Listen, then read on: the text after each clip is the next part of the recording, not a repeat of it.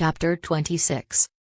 100,000 generations passed and I had seeded life on as many worlds. I was growing children faster than Kryak could exterminate them.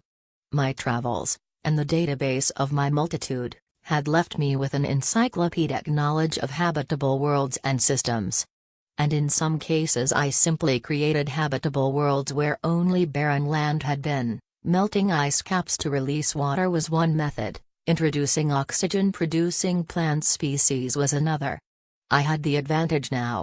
Kryak had to try to find my new species, simple peoples who did not announce their presence with radio emissions. Primitive species hiding amidst the billions of planets. And, for the first time, I grew a wholly good new species.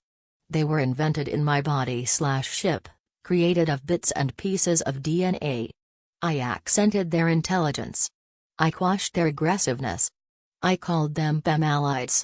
To the Pemalites I gave technology.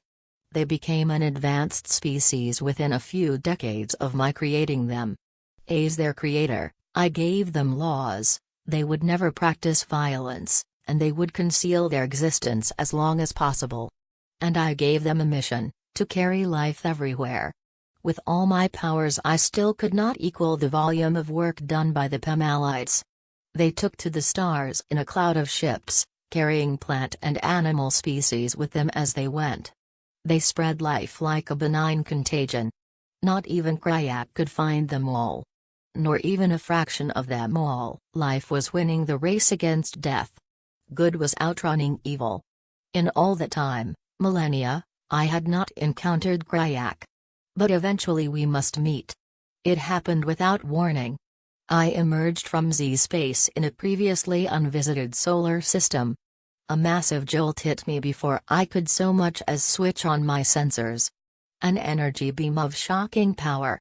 For a split second I was simply overwhelmed. Every system flickered. Every synapse and connection stuttered. It was a blow that would have killed me 10,000 years earlier. But I was no longer quite the creature I'd been when Kryak had last seen me. I had followed the same theory for my own survival as I had for the survival of life itself. I had grown, replicated, expanded. I had broken myself into several dozen separate semi-biological ships.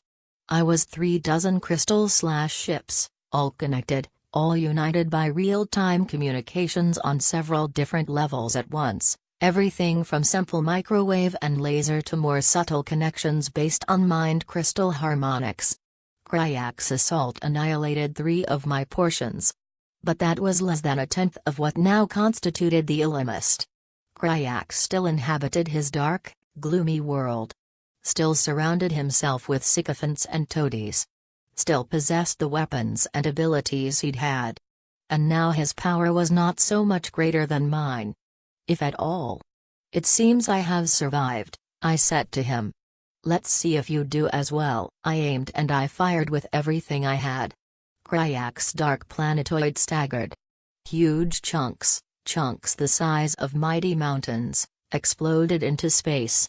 You've grown, Kryak sneered. And you have not. Life has advantages over death. Only the most temporary advantages, Ellimist. Life is short. Death is eternal. You race from place to place, a fool trying to stamp out a contagion. You're too slow. Life has outrun you. Life, no. But you, Ellimist, yes, you have complicated my plans. So now, with deep regret, I must end our little game. I see. You lack the courage to play a game you might lose. A coward after all. A survivor, Ellimist. He fired. The battle was on. He fired, I fired. I threw nuclear missiles at him and replaced them swiftly. One of my portions contained an arms factory. The missiles exploded against his force field, sapping his power, dumping the radiation of a quasar down on him and his creatures. He blazed at me with gravity distorters that twisted and turned space itself and bent and broke me. I struck back with countermeasures to blind and confuse him. And then Kryak turned and ran. No. He would not escape me. I was going to follow him, hunt him down, and annihilate him. I chased him into zero space. We carried our battle into another system.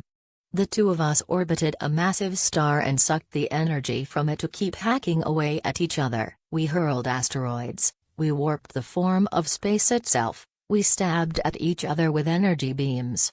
Kryak ran again. And I followed him. The taste of victory was in my mouth, the hunger for revenge and vindication. I struck at him with beams of energy powered by a star. Unimaginable force. I missed and struck a planet and vaporized an ocean.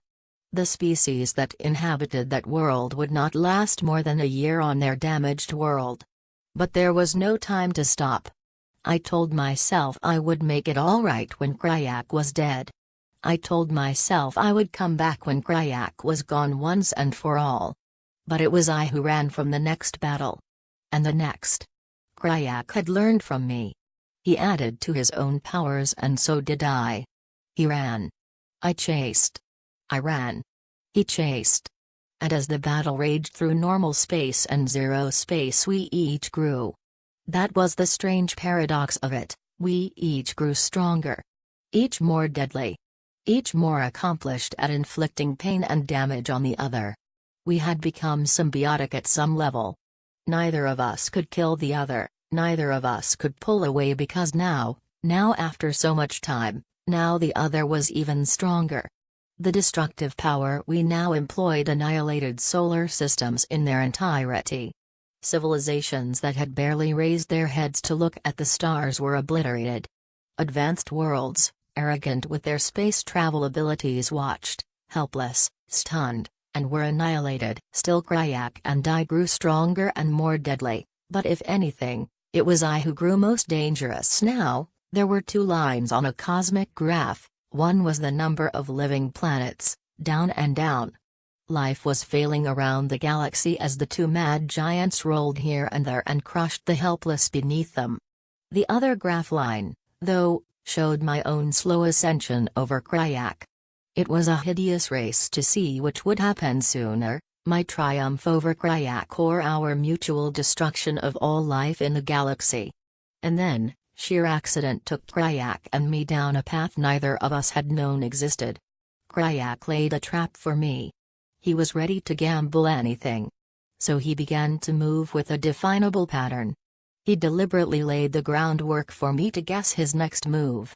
It worked. I read his pattern and foolishly ascribed it to exhaustion on his part.